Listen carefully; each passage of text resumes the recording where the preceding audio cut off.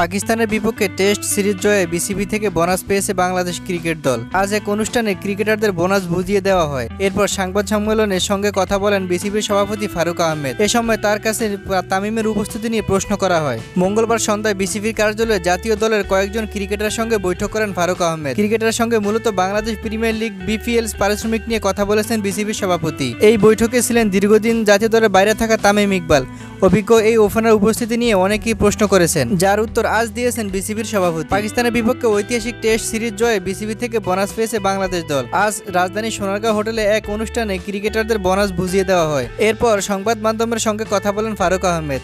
এ সময় তার কাছে তামিমের উপস্থিতি নিয়ে প্রশ্ন করা হয়। বিসিবির সভাপতি জানান, ভোট প্রধান নির্বাচিত হওয়ার পর ক্রিকেটারদের সঙ্গে বসা হয়নি তার। এ কারণে ক্রিকেটাররা তার সঙ্গে দেখা করতে চান, সেখানে তামিমকেও ডেকে নেওয়া হয়। ফারুক বলেন, তামিম এসেছিল, আমি বিসিবির সভাপতি হওয়ার পর ক্রিকেটারদের সঙ্গে এরকম বসতে পারিনি। প্রথম কাজ হলো ওরা তাই এসেছিল আমার সঙ্গে দেখা করতে। বৈঠকে তামিমের উপস্থিতি নিয়ে প্রশ্ন ওঠা বিসিবি সভাপতি মনে করালেন, তামিম এখনো অবসর নেয়নি, তাই অন্যান্য প্লেয়াররা যেহেতু আমার সঙ্গে দেখা করতে এসেছে, সেই সুবাদেই তামিম ইকবাল আমার সাথে দেখা করতে এসেছে।